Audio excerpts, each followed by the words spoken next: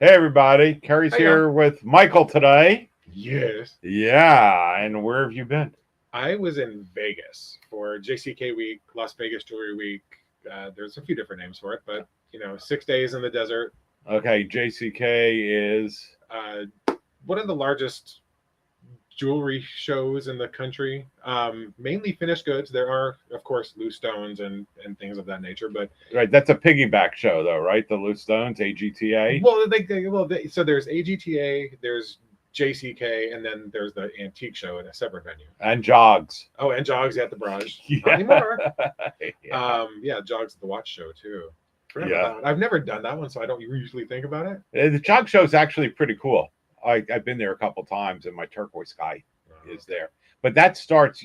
It used to. I haven't been in Vegas in years, but that starts like 3 or 4 days Yeah, it's before. usually it starts Yeah. 2 or 3 days, then it ends. I think the day before the antique Right, show and starts, or something like AGTA that. starts a day early, doesn't it? At It least it used starts to. so the antique show starts. Let's say like day one is Mm. antique show, um, and AGTA opens that day as well, which is Right, a day earlier than the JCK show. So they have it all like walled off, and you can only visit the right, AGTA section. right.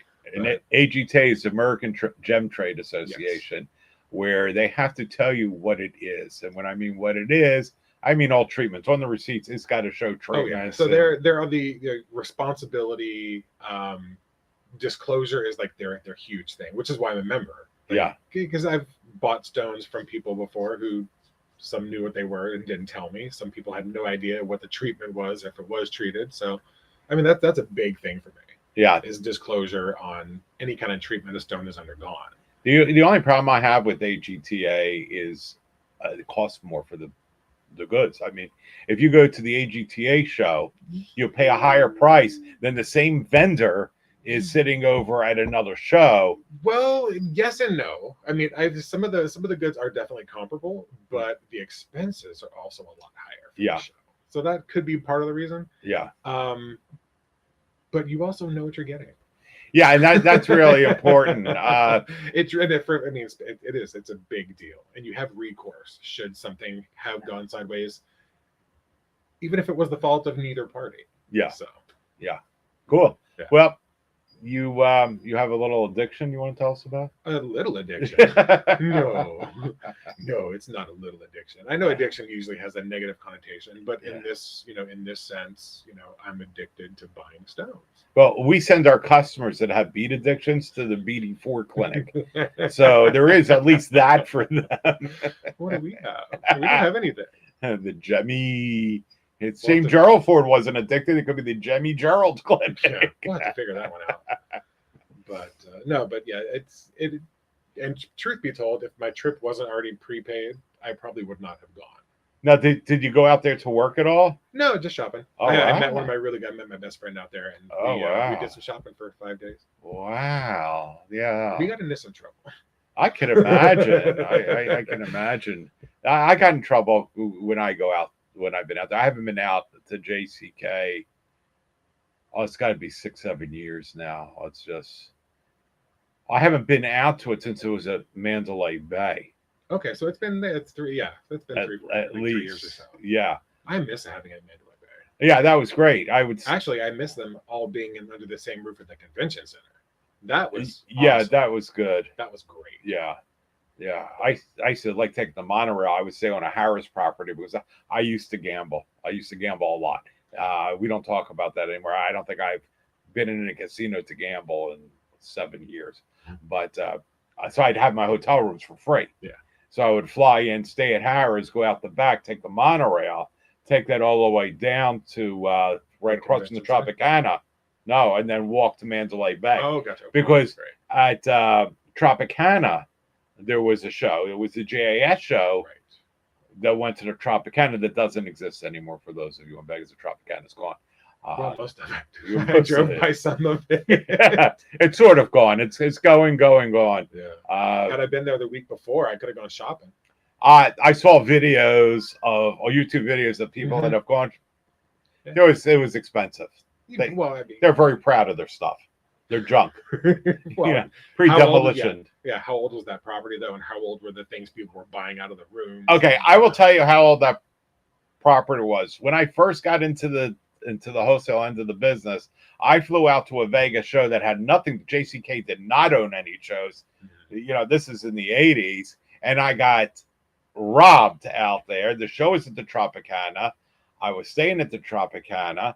I had my stuff, went in the rental car to go back to the airport, put the stuff in the trunk of the car, went to the front, went into checkout, came out. There was a brick through the glass in the front of the car. The trunk was popped. Everything I owned was gone. Oh, God.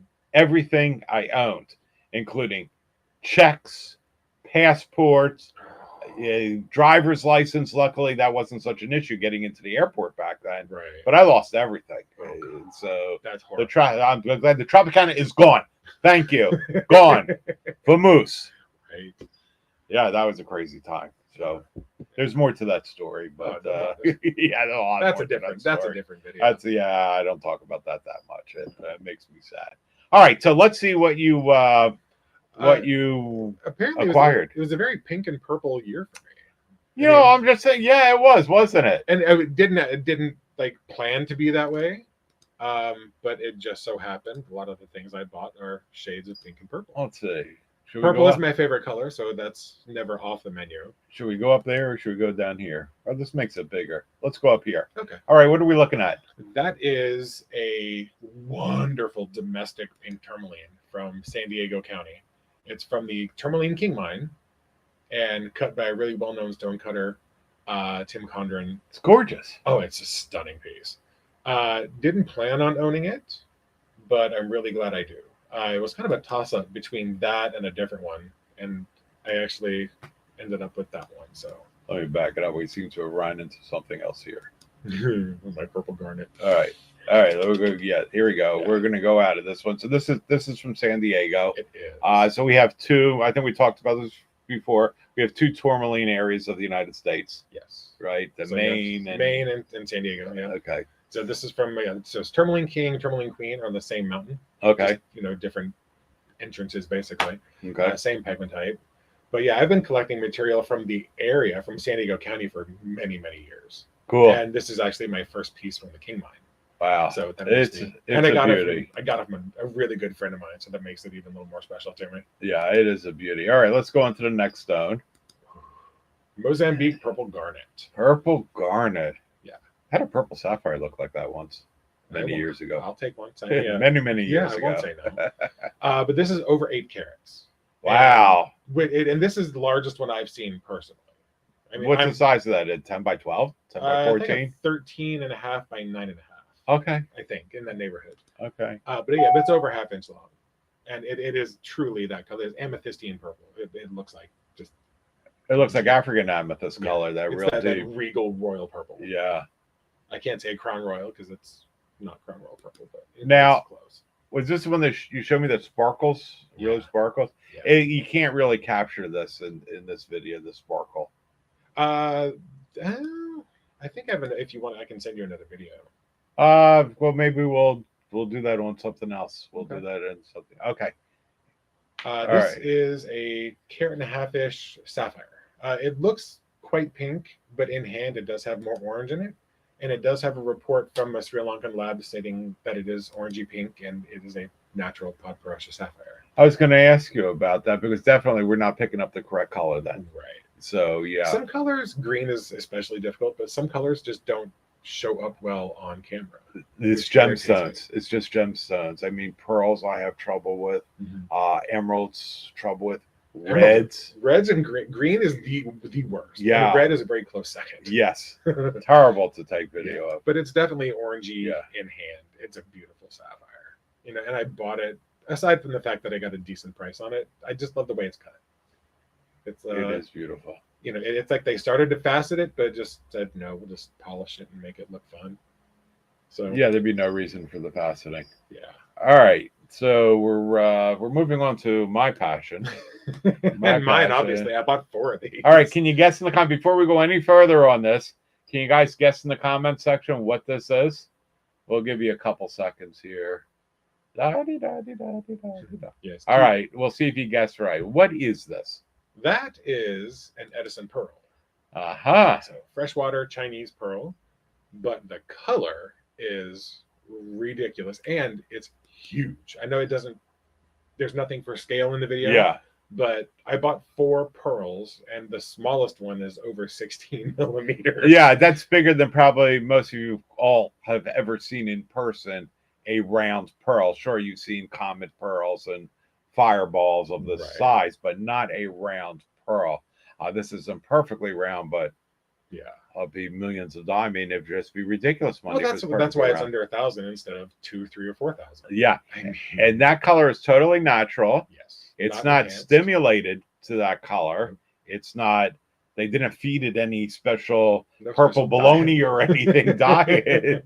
Purple plankton? Yeah, no, not a thing. Yeah, and it's metallic. Yeah, and that's why I bought them. The color is beautiful. Little variation on the color, but most pearls are. Yeah. And one of them I bought, you can actually see the entire, that one right there.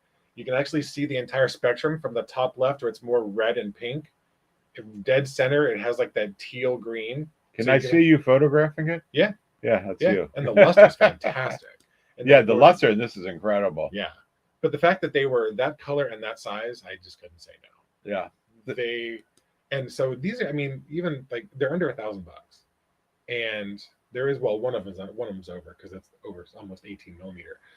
But it was just, I think 3 or 4 years ago when I was in Tucson, I saw a 14 millimeter purple that color, and my cost was almost $1,000. So that's why when I saw these for the price, I'm like, yeah, just feed me 3 or 4 of them. So I'm gonna get just slightly off topic. The problems of photographing things. You have an expensive light box. They do. Yet you can see you and you can see the light going across it. Yeah. And well, that is a problem. And when you see stuff that's videotaped, that's not a flaw in there. That's a light bar going across it. Oh yeah, for sure. Well, and that's a testament to how nice that pearl is. Yes, and the luster is awesome. Yeah, I mean it's not a mirror, but for being a massive freshwater pearl, like it's awesome. Did you see the pearls that Stacy brought back? That strand. I almost bought one. Really? But I didn't want to have to sell my car. yeah, but she made the smart move of selling it as selling him his earrings. That was a good move on her part. It is. Right. And I wanted a strand so badly, but yeah, I couldn't afford to sell my car. Now y'all could see blems on this, and you know what? When you have a pearl like this, you don't care. Again, I mean, perfection has its place. Yeah, but in this size and color, perfection would be in the thousands of dollars, and then it would look fake. It would look fake. One thing that we look for, especially in pearls, is imperfections. Besides rubbing it on the edge of your teeth, it's kind of true. Yes, or in dyed pearls, we look for the little spotting where the clumping of the dyes and stuff. Now, on one of these in the video, actually, you can see it in this video. There's a little imperfection in the color on the bottom left. And it's floating around the bottom of that pearl. Yeah, you can see it right. Whoop. Yeah, that one too. That's like the noticeable one. But these are so blown up when they're in hand, they're very much not that easy to see. I saw these in person. It's difficult to see that they're not perfectly round. The only way you can tell is by rolling it and seeing that isn't. And if you are buying pearls, like a strand of pearls, roll a strand. Yeah. Roll. I'm going to go so you can see. Roll a strand and just look across and see if they're going up and down and up and down, up and down. That's going to diminish the price of the strand of pearls. Yeah. And look at it on white. Doesn't matter what color pearl that you're looking at, look at it on white and you can see the luster much better. And a good thing to do is, for pearls especially, carry a white napkin, a white cloth, a handkerchief, even a white styrofoam cup. Oh, that's a great idea. That was the hack that changed my life with pearls. Yeah. Now, when we sell pearls, we pull out mouse pads that are white. Yeah. And we put the mouse pad there so you can see everything. You can see the blems, which are blemishes. Yeah. You can see all that. It makes the pearl naked. It really does. And it reduces influence from outside sources on the color and the luster. Especially on color. Yeah. Because, my goodness, you could take... I was showing people my last video with this light here. Yeah. This over here, that I could change the type of light that it is, and we could change the actual color. In fact, just to that end, let me pull up this picture that I took in Vegas. Let me see. So, hang on. See if you there can. we go. So I actually have pull these. you over here, and I have the back. pearls in like a white piece of fabric Mm-hmm. to judge color side by side. Mm-hmm. So that's what you got to do. Yeah, you got to do that. So that's the little tip or trick to doing pearl color is put them on white or in white. Yeah, it's easy to do. And if any jeweler says, "What are you doing?" leave. Well, just inform them, like, No, because the jeweler can't learn anything from their customer. It's just jewelers are that way. They just, they know everything. Oh, I'm one of them. Wait. I'm talking from experience here. When a customer comes in, yes, I went to GIA, and then I asked, where'd you go? And no, I went to GIA. I go, did you go to Carlsbad? They were like, where's Carlsbad? And then that's the end of the conversation. Yeah, I love learning, and I know I don't know everything. As much as I want to know everything, there's no way. Yeah, you're receptive, but the average jeweler is usually not receptive to their customer. They're just not. But been in business a long time. But pearls, they're not diamonds, they're not emeralds, they're not amethysts. All right, we're going to go into some jewelry stores, you and I, and we're going to look at the pearls, and we're going to talk to them about pearls. Jewelry stores who don't know who you and I are, and we're going to see if they're willing to learn, like what an Edison. Well, maybe you can show them. We could bring one of those and show them to them, and let them. But again, that's what I'm trying to say. Like pearls, they are mainstream. They've been around forever, but most jewelers don't consider them to be one of the main stones. So they're worse than watches to jewelers. So they really are worse than watches. Try to learn about them. Yeah, which is what I'm. They may have 3 strands or 4 strands of pearls, unlike the thousands of strands that we have.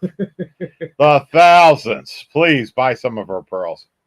But they'll tell us, jewelry stores will tell us when they come in to buy stuff from us, we can't sell pearls. I go, well, that's because you don't have pearls. Or you don't know about it. You're not informed. And you don't have them. So you don't know how to sell them. Yeah, you're not in love with them. And the stores that are in love with them come in and buy strands from us. We have a couple in Naples that buy pearls from us. Awesome. And they love them. And we talk about them and we romance them and educate them. If you need education on pearls, come on in. Or you can contact us. You can just put comments down here. We'll talk about pearls all day long. That's what we should do. We should have a marathon online live. Pearl Talk. Pearl Talk. You and I both wear pearls. The 7 value factors for pearls. Yes. I don't know any of those. Yes, you do. Well, I don't know them. I don't know them traditionally. I can talk about. I don't. Right. I have no education in pearls.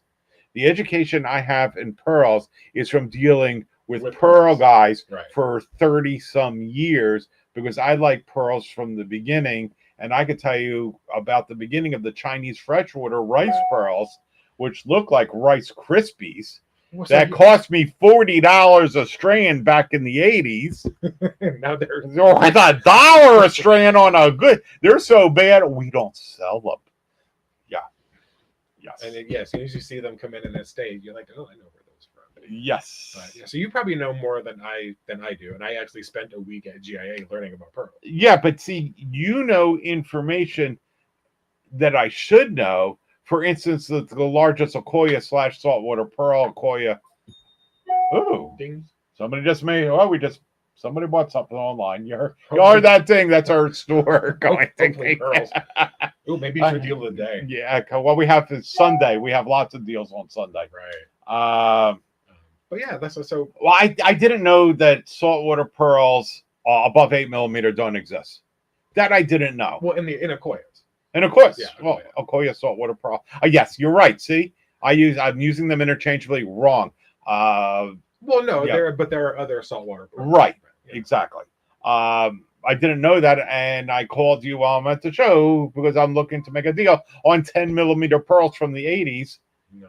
That they were round, so they must have ground them round. At least that's the story. They would take them out, reshape them, put them back in, take them out, reshape them, put them back in. I didn't know they did that. Yeah, that was something they did in the 80s. They don't need to do that anymore because Okoye pearls are not that expensive if they're not perfect. Right. And freshwater pearls are gigantic and round. They don't seed them. Right. Except for Edison pearls. I know we're talking a lot about pearls, but they don't see them. I mean, it's not like they're going to put in a piece of Tennessee clam in there and it's going to come round. Right. Ain't happening. Exactly. Yeah, so they're reshaping, putting them back in, reshaping, putting them back in. See, that's news to me. And then they're bleaching them. That I did know. Yeah. Most of the Akoyas are bleached. Yeah, I think all white pearls are bleached. For the most part, yeah. For the most part. Yeah. If it can make it look better, well, they're going to make it look better. Yeah, because everyone has this idea of literally like pearly white pearls. Yes. And they usually don't come out of the oyster pearly white. They always have a little bit of, not always, so they're usually a little tiny bit yellowish. Yeah. Like a stained tooth. Yeah, I like golden. Actually, we had some strands here that are like golden. That I don't know what the deal is on them. They're inexpensive, but we bought them when a time when pearls weren't so expensive. Yeah. I don't know if the color's natural or not on them. I don't know. I mean, it's hard to tell, but yeah, it's really hard to tell. Except if they dye them on the strand, then it's not as hard to tell. Right. Because the strand, when you take them off the strand, color. You've got white, yellow, white. I mean, we're all about consistency. Yes. I mean, matching is one of the 7 value factors of pearls. We should talk about them whitening diamonds one of these days. When they did the HPHT process on diamonds and nobody knew about it, and GIA couldn't tell about it, and there were tons of that out there, and there's still tons of that floating around with bad appraisal. That's why when you bring in a diamond that hasn't been appraised since the 80s, they're not going to go by the appraisal. They're going to send it back because the technology is better to see if they have been treated. There were a lot of people that were duped, and it wasn't the store's fault. No, it was whoever treated it. The store couldn't send it out to be treated per se. Maybe 1 or 2 could. I doubt it. There would be a parcel of 30 stones, 10 treated to that white color. Yeah. Jeff Hess knows a lot about that. He was, I think, at the beginning of that and wondering why all these white stones were coming out. Right. It's kind of like the beryllium diffuse sapphires, looking like paparachas. Oh, let's see. No, I don't know about that, but we'll talk about that. We'll do a thing on treating stones. There's 2 treatments. Yeah. What I really wanted to do, and sorry about this, everybody. I know we're off on a tangent, but that's what we do around here. I was thinking backyard gemology, and we'd have to get Robert involved with this, and just because he has little tricks and tips and stuff like floating certain gems on a cork. And it's he's got some weird stuff, but it's just fun stuff. It's not definitive, right? Because not one test can tell what a stone is. You have to eliminate everything else before you find out what it is. Yeah. So maybe fun stuff like we do with gold. Show how testing for gold, whatever. We'll think of it. Yeah, we'll talk about that. That's not a bad idea. But we'll talk about treatments. I think your knowledge of treatments is better than mine, except maybe in pearls. Probably. Yeah, although we did actually, I'm not going to get into it. I'm going to start talking about cinnamic aldehyde next. You know what cinnamic aldehyde is? No. Cinnamon oil. So it has a higher refraction without being as caustic than sapphire. So you would drop a sapphire in there to see if it's diffused. Oh, okay. Okay. I get it. And then you would see the coloring on the facet junctures or whatever it is in there. But it is so cinnamony. You could burn your face off with this stuff because it's pure cinnamon oil concentrated. Oh, yeah. We used to sell it. Ugh, nasty. For years after we stopped selling it, I couldn't get that smell out of my life. I just couldn't get that smell. All right, let's move on to the next thing. All right. We'll stop and do a story. Here you go. Round and round she goes. Metallic Edison pearl. Yeah. Where she stops, nobody knows. And I kind of like that. It reminds me of that meteor impact on Jupiter, where it's like 5 or 6, strikes in a row. Boy, how long did you video it? Well, depending on the video, my videos are usually 15 to 20 seconds. Gotcha. So, all right, what do we got here? That is a sapphire. A funky, pretty. Oh, I love that stone. I thought about that stone for 2 days. You can tell that it's a nice size because of how far apart the tweezer tips are. Well, I mean, it's a good size. It's got a good spread to it. Yeah, you want to show it up to that camera there? Let's go and hang on. Let's go and do this and do this and move this over here and move that there. And Yeah. there you go. See, bring it in. I don't know how well. Yeah, that's a nice size there. It's a good size sapphire. Yeah, that's a real good size. I have so this is going to be in a white ring with rose gold and maybe some pink sapphire accents. I want to use pink diamonds, but I also want to try and keep it somewhat affordable. Yeah, but couldn't you just get HBHT pink diamond? You won't. Yeah, because naturals are expensive. The Argyle mine's not producing anything anymore, so you know. But there, I mean, there's Melly is still fairly plentiful. Yeah, because I mean, even though pink diamonds are incredibly rare, like you can find gravel and cut stones out of that. So gravelite. But yeah, no, I have an idea in mind for that. So, but yeah, all right, let's look at this. Look at that sparkle in that. It actually has dispersion, which is actually part of what made me buy it. Is that a flaw back there? It is. It's not a super. I mean, it's not an eye clean stone. I can pick up a couple things with. Look at that. Eye, but yeah, so that actually has like rainbow dispersion, like coming out of it. So that's one of the reasons I loved it. That is a beautiful stone. That, and it's a funky shape, which I love funky. It is. You can do so much more with a funky shape. Well, not just that. You can't compare. No other person on earth is going to have a stone just like that to say, "Oh, this one's cheaper," or "This one looks different." Yes, that's the only one like it on planet Earth. Yeah, you're really good with the tweezers. Well, I've had some practice. Yeah, it's like you're standing on the ceiling and. All right, so okay, I must have did some weird order in here. So we're back to the pearls. Yeah, well, so I did. So I bought the 4 giant purple Edisons, and then I found some of these really amazing peach and like this one's gold. Edison pearls. That's really round. They were, they're like marbles. They're very, very round. The luster is amazing. The colors are spectacular. You only got one. I wish you guys could see my pointer here as I'm doing it on the computer. In the 1 o'clock position is a dimple, and that's the only thing I've seen on this pearl. Yeah, they're very clean. Yeah. The peach, like the peachy. Oh, that's pink, beautiful. I couldn't say no. I bought a few of these. That's like the color of a conch pearl? Almost. It's a little more pink on screen. It's not quite as vibrant.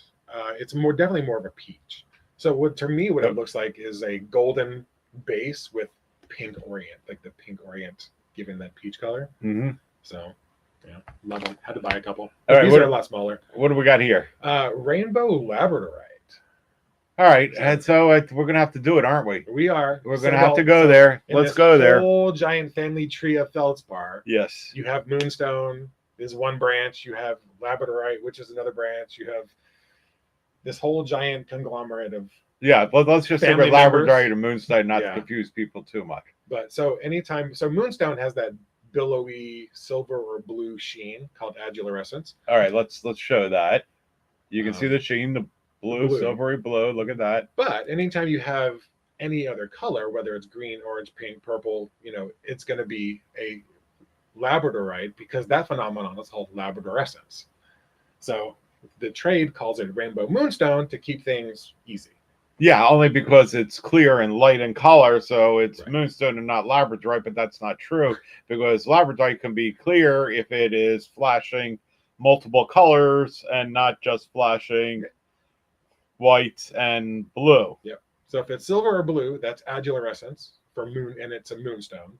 But if it's any other color or any combination of other colors, it is labradorescence. Okay. I've got black labradorite. You do. It flashes blue. Do I have black moonstone? No. It's a different material. It still flashes blue, but it's the material, the base, the material is labradorite. Okay. But if I have clear... I'm not saying some of those branches don't intertwine. Yes. It seems like we have commingling of the branches here. But yeah, it's a very complicated family tree. Yeah, it's a really cool family tree. You showed me that picture of that family tree. Yeah, it's one of my favorites. It's got words on there I don't know. I've never heard of those stones before. Yeah. But I bought 2 at the show this year, and these 2 came from a really small mine in India that they can only dig, I think, 2 or 3 months out of the entire year. That's gorgeous. That's almost a sugar loaf. It is. Technically, it's a sugar loaf. It's a rectangular instead of a square. Sugar loaf is a cabochon, sort of, that's kind of has 4 facets, 4 it kind of sort of comes to a point at the top. Yeah. And that's the other one. And allegedly, I don't know how true this is, but allegedly, the mine from where these two stones came in India were the very first occurrence of rainbow moonstone. Wow. Rainbow labradorite. And it's since been found in other places. So when you talk India, we're talking Sri Lanka, or no, like they have like India. India. Yeah. Okay. Yeah. Oh, stop! I gotta stop.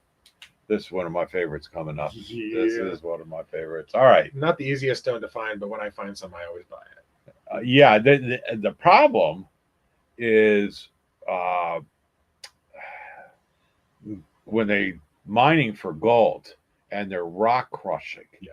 You're destroying this material constantly. It's just, if anybody's watching Parker's Travels, they were at that giant pit in Brazil, in there that trillions of dollars supposedly of gold still left in there. I want to go. Yeah, no, you can't go down there. It's really strange. It was a big thing in the '80s. They were just picking up, but they're rock crushing down there. Yeah. So well, they're after the gold, which is the expensive. They're after the gold in there, but that specimen that we're looking at worth probably more. Well, it's worth more than the gold that's in it. For sure. Yeah, so a lot more. It's rock, well, I can't even say rock crystal quartz because it's not transparent, but it's white quartz with gold inclusions. Yeah. So I bought 3 pieces this trip. Oh, I must not have muted the video, so you're hearing background noise. Oh, okay. This is nice. Look at this one. So there's the first one you saw was from California, and then the other rectangle and the oval are from Australia. Wow. So these all came from the same vendor out of Australia. He was showing with one of his friends who had some of the most magnificent black opals from Ridge. Yeah. They do make synthetic of this. No, they make a simulant of this, and boy, can you tell the difference between them. Yeah, you can tell. Yeah, you can tell that something's just not quite right with it. It's yes. Too angular or too linear or too, It's kind of like synthetic opal. Yeah, there's just something wrong here. Yeah. But yeah, no, gold. I mean, actually, weirdly enough, over the last few months, I've seen several requests for this material, and I don't know why. This is great in men's rings. My brother-in-law has a man's ring with golden quartz like that in it, and there's a jewelry company. What's his Peters? What's the name of his? Sun? Huh? The Pacific? No, Sun something or another. It's not Pacific Sun. No, that's a clothing store. Pac Sun is a clothing store. Okay. Yeah. I know him by Peter. I don't. Yeah. And I don't need to know his company name because I have his phone number. Same as Peter. But there's another nice piece. Yeah. It's like placer gold in here, which is the small, the flaky, compressed. And part of that too is because of the polishing, but I have a piece at home. I only had one piece at home left, and it actually the gold in it looks like a pine tree. Wow. Oh it's almost like a perfect triangular like pine shape. Yeah, gold speaks to you that way, even not in stones like this, but the gold mineral, the specimens. Yeah, all different anthropomorphic shapes. Yeah.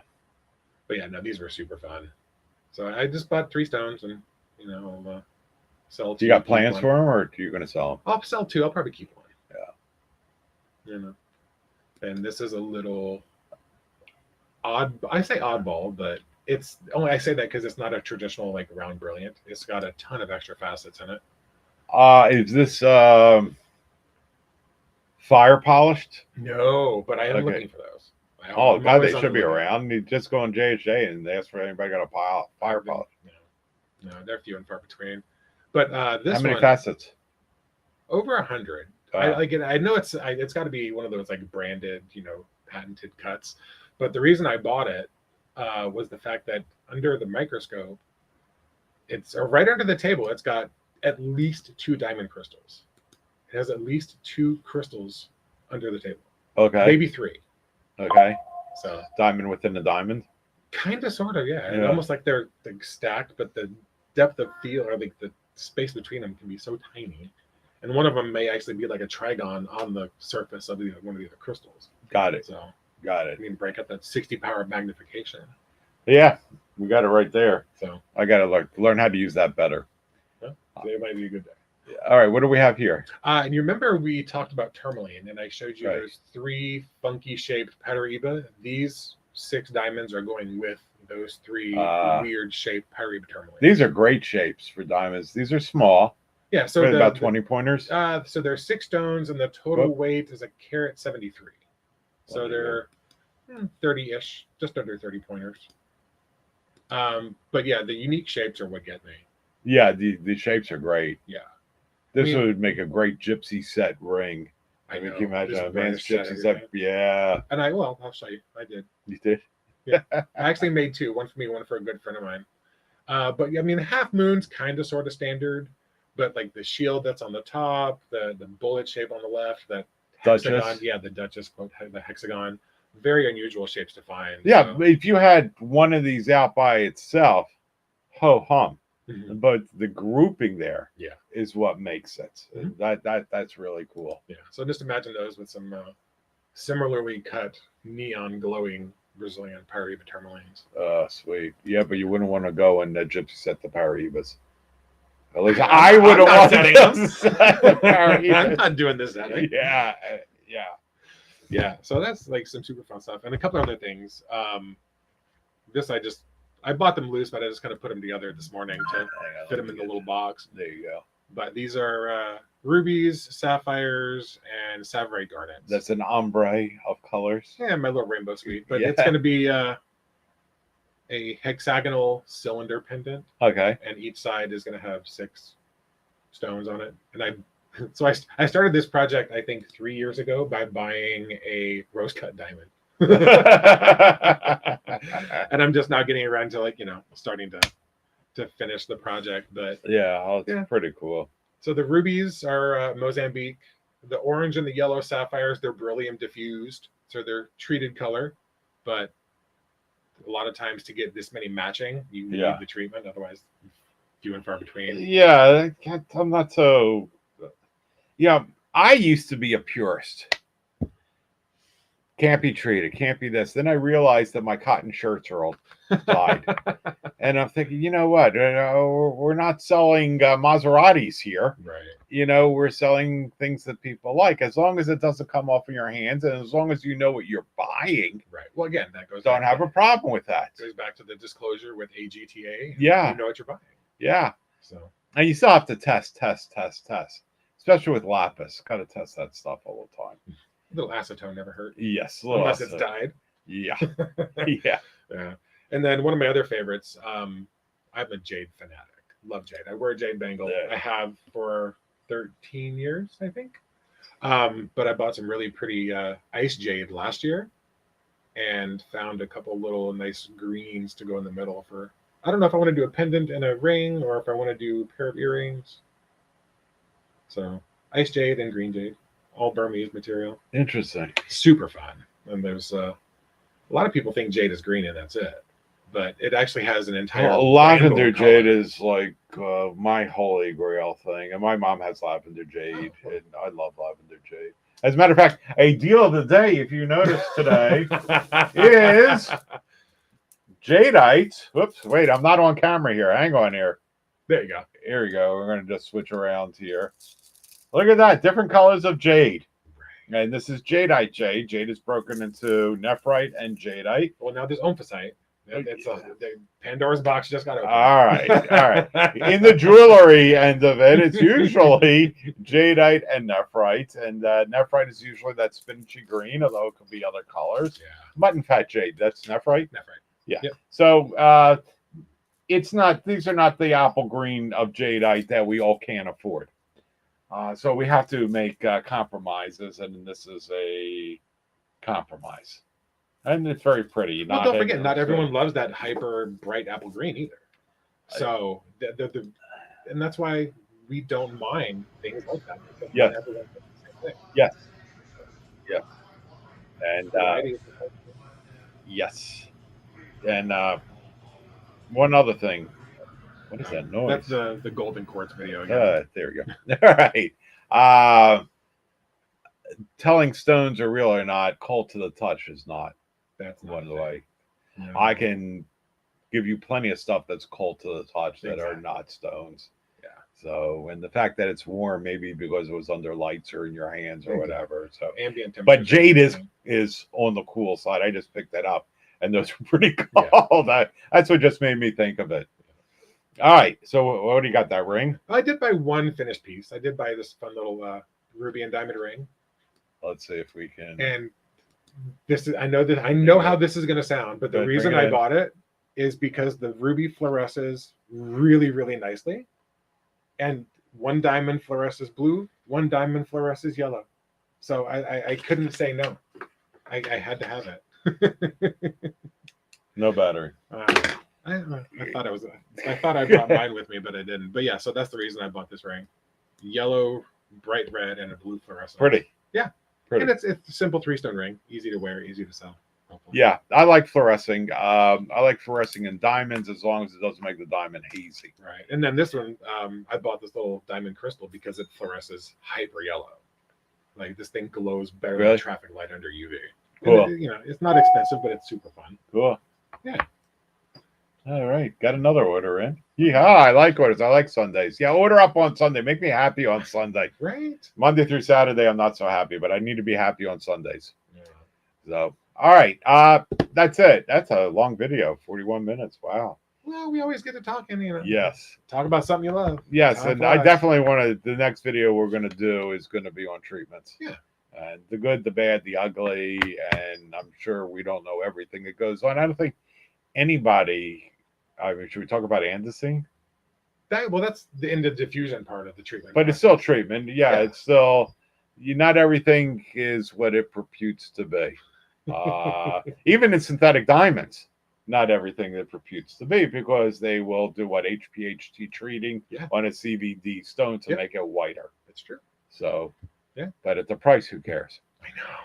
Speaking of which, I saw an ad for obscenely inexpensive lab growns. Yeah, we're all open here.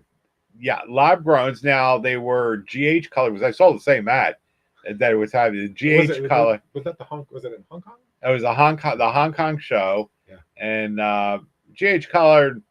I mean, in a natural diamond, okay, not a problem. In a synthetic diamond, why? Most people can't tell. If you put two diamonds in your hand, 1D, 1G, 99 out of 100 people won't be able to tell the difference anymore. Yeah, and my retina doctor will tell I'll never be able to tell the difference anymore. But should I say the price of it? No, I mean